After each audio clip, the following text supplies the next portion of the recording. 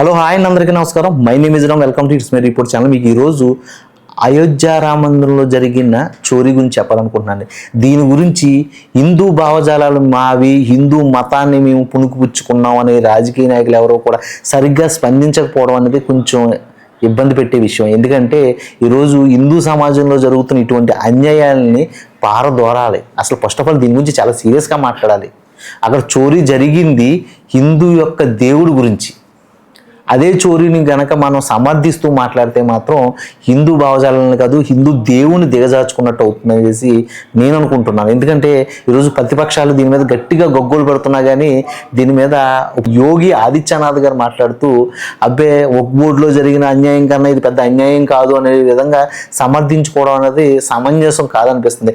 ఏదేమైనా కానీ సిట్ అధికారులు వేసి ఇమీడియట్గా ఆయన స్పందించడం చాలా హ్యాపీగా ఉన్నా కానీ దీని మీద మాత్రం ఇలా మాట్లాడడం సమంజసం కదా. అసలు దీంట్లో జరిగిన స్టోరీ ఏంటంటే, అయోధ్య రామ మందిరం నిర్మించిన తర్వాత ఈ హుండీ లెక్కింపుకి స్పెషల్గా ఒక టీంని ఒక ట్రస్ట్ బోర్డు ద్వారా నిర్మించారు.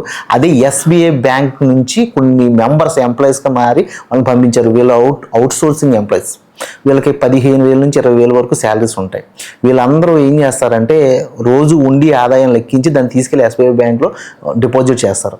అయితే ఈ విధానంలో ఈ ఎంప్లాయీస్ ఎవరైతే ఉన్నారో వీళ్ళు ఒక ట్రస్ట్ ఎంప్లాయీస్ కాబట్టి వీళ్ళందరూ కలిపి ఒక గ్రూప్గా ఏర్పడి ఈ ఉండిలో డబ్బులు దొబ్బడం మొదలుపెట్టారు. ఇది గతంలో సంవత్సరం నుంచి స్టార్ట్ అయితే ఇప్పటికీ వాళ్ళు దాదాపు 7 నుంచి 8 కోట్ల రూపాయలు మాత్రం దొబ్బేశారని అధికారంగా ప్రకటిస్తున్నారు. కానీ ప్రతిపక్షాలు గగ్గోలు పెడుతూ చెప్తున్న విషయం ఏంటంటే దాదాపుగా 100 నుంచి 200 కోట్లు ఉంటుందని చెప్తున్నారు. దీని మీద పూర్తి విచారణ జరగాలి. ఇది సిట్ ఒకటి సరిపోతే సిబిఐ కూడా విచారణ చేయాలనేసి ప్రతిపక్షాలు అడుగుతున్నాయి, హిందువులు కూడా అడుగుతున్నారు. ఎందుకంటే హిందూ దేవుడు కాబట్టి. అలాగే ఇక్కడ జరిగిన విషయం అయితే అవినాష్ శుక్లా మెయిన్ అక్యూజ్డ్ ఇతను దాదాపుగా 70 నుంచి 80 లక్షలు కాజేశాడా లేకపోతే 2 కోట్లు కాజేశాడు అనేసి తన మీద ఆరోపణ. అయితే మొత్తం 8 మంది ఉన్నారు. 8 మందిని అయితే పట్టుకోవడం జరిగింది. ఈ 8 మంది దగ్గర నుంచి దాదాపు 70 నుంచి 80 లక్షలు అయితే రికవర్ చేశారు. కానీ 7 కోట్ల నుంచి 8 కోట్లు మిస్ అయిందని చెప్తున్న దాని మీద వివరణ అయితే ఇవ్వలేకపోయారు. ఎందుకంటే ఆ క్యాష్ ఎలా ఖర్చు అయిపోయింది అనే దాని మీద ఇంకా క్లారిటీగా అయితే సిట్ అధికారులు రాలేదు. అయితే ఈ విషయం బయట పెట్టింది ఎవరు అంటే దేవేందర్ కుమార్ సింగ్. ఇతను ఎవరంటే ఇలాంటి ట్రస్ట్కి మరో ట్రస్ట్ ఉంది, ఆ ట్రస్ట్కి అతను మెయిన్ మెంబర్.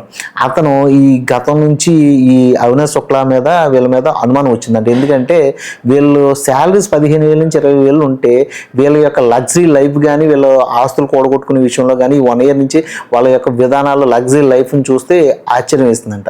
ఏదో తప్పు జరుగుతుంది అనేసి అతను ఎంక్వైరీ చేస్తూ ఉంటే తన వీడియోల రూపంలోనో లేకపోతే ఫోన్ల రూపంలో తను కనుగొన్నది ఏంటంటే వాళ్ళు క్యాష్ని అదే హుండీలోంచి డబ్బులు దొబ్బేస్తున్నారు. ఆ డబ్బులు తీసుకెళ్ళిపోయి వీళ్ళ లగ్జరీ లైఫ్ని అయితే ఎంజాయ్ చేస్తున్నారని తెలిసింది. సో ఇమీడియట్లీగా వాళ్ళైతే మాత్రం ఆ దేవేంద్ర కుమార్ సింగ్ దీన్ని బోర్డు ముందు లేకపోతే అయోధ్య రామ మందిరం యొక్క ట్రస్ట్ ముందు పెడితే మాత్రం ఏ విధమైన చర్య ఉండదు అని చెప్పి ప్రతిపక్షంలో అంటే ఇప్పుడున్న ఆ అయోధ్య రామ మందిరం యొక్క నియోజకవర్గం ఏదైతే ఉందో దాని యొక్క ప్రతిపక్షం ఎమ్మెల్యే సమాజ్వాదీ పార్టీ ఎమ్మెల్యే ఆయన ఎస్పీ పవన్ పాండే అతని దగ్గరికి అయితే పూర్తి డేటాను తీసుకెళ్ళి ఎవిడెన్స్తో సహా ఇచ్చేశాడు. అతను 4 రోజుల క్రితం ప్రెస్ మీట్ పెట్టి ఈ విషయం మీద టోటల్గా అయితే మాత్రం అతను ఎవిడెన్స్తో సహా బయట పెట్టాడు. అలా బయట పెడుతూ ఈరోజు రామ మందిరంలో జరుగుతున్న ఈ అన్యాయానికి కారణం ఇప్పుడున్న యోగి ఆదిత్యనాథ్ గారి యొక్క గవర్నమెంటే అంటూ గవర్నమెంట్ నిందిస్తూ అతను వీడియోలు చేశాడు. అలాగే ఇప్పుడు కాంగ్రెస్ వీళ్ళందరూ కూడా దీని మీద ప్రతిపక్షాలు గగ్గోలు పెట్టడం మొదలుపెట్టాయి. ఈ గగ్గోలు అంతా కలిపి ఈరోజు లోక్సభను అయితే కుదేలు చేసేసింది. అమిత్ షా గారిని నరేంద్ర మోడీ గారిని ఎటు మాట్లాడుకోలేని పరిస్థితి తీసుకొచ్చేసింది. సో ఇమీడియట్లీగా ఆదిత్య యోగినాథ్ గారు అయితే షిట్ వేసి వాళ్ళందరినీ అరెస్ట్ చేశారు. దీని మీద వివరణ ఇస్తూ ఆదిత్య యోగినాథ్ గారు మాత్రం ఏం మాట్లాడుతున్నారు అంటే ఒక్క బోర్డులో జరిగిన అన్యాయాలు అక్రమాలతో పోలిస్తే ఇదేం పెద్ద విషయం కాదు, బట్ నేను దీన్ని షార్ట్అవుట్ చేస్తానని చెప్తున్నారు. అయితే ఏదైనా విషయం వస్తే దాన్ని రాజకీయ కోణంలో చూడకుండా ఒక్కోసారి దాన్ని మనం స్వీకరించి ఈ తప్పుని మళ్ళీ జరగకుండా చూస్తాను అని అనటం వేరు. దీన్ని రాజకీయ కోణంలో చూస్తే మరో దొంగ తయారవడానికి అవకాశం ఉందనేసి అందరూ అనుకుంటున్నారు, నేను కూడా అనుకుంటున్నాను. ఇది కరెక్ట్ కాదు యోగి ఆదిత్యనాథ్ గారు.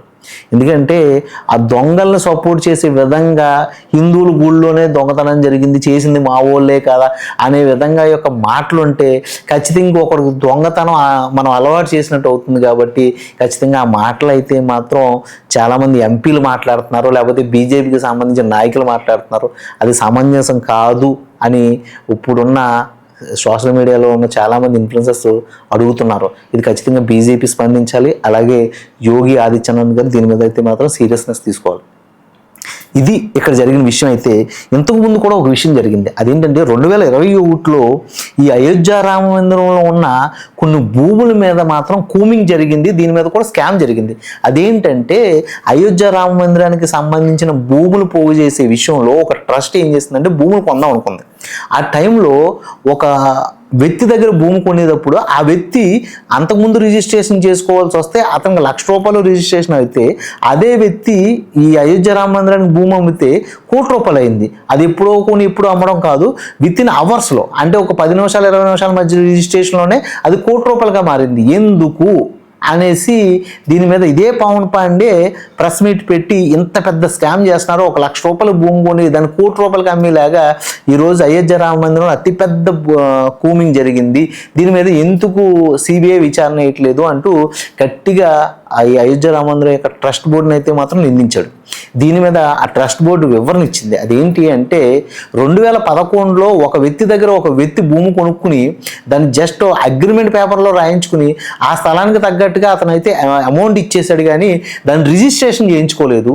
బట్ 2020కి వచ్చేసి దప్పుడికి ఆ భూమిని ఈరోజు అయోధ్య రామ మందిరానికి మేము తీసుకునే టైంలో అతను అక్కడ రిజిస్ట్రేషన్ చేయించుకుని మాకు మళ్ళీ రిజిస్ట్రేషన్ చెయ్యాలి. కాబట్టి అతను ఏం చేశాడంటే అక్కడ ₹1,00,000కే కొన్నట్టుగా రిజిస్ట్రేషన్ చేయించుకున్నాడు, మాకు ఇక్కడ ₹1,00,00,000కి అమ్ముతున్నట్టు మాకు రిజిస్ట్రేషన్ చేశాడు అంటూ వివరణ ఇచ్చారు. మరి ఇది ఎంతవరకు కరెక్ట్ వివరణ అయితే నాకైతే అర్థం కాలేదు.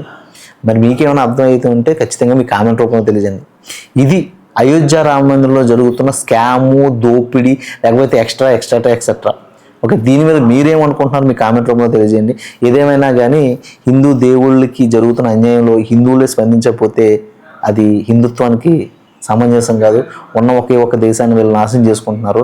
దానికి తోడు ప్రతిపక్షాల్లో ఉన్న ఈ వేరే మతస్థులు దీన్ని పట్టుకుని నిందించే విధంగా అయితే ముందుకెళ్తుంది. ఇది ఎంతవరకు దారితీస్తుందో తెలియదు. మరి ఇలాంటి కంటెంట్ మీ ముందుకు నేను తీసుకురావాలంటే ప్లీజ్ ఫస్ట్ ఆఫ్ ఆల్ నాకు సబ్స్క్రైబ్ చేయండి. ఇలాంటి కంటెంట్ చేయడానికి నాకు ఒక ఛాన్స్ ఇవ్వాలని కోరుకుంటున్నాను. మరో మంచి కంటెంట్తో మీ ముందుకు వస్తాను. అప్పటి వరకు సైన్ అవుట్ మీరు రామ్.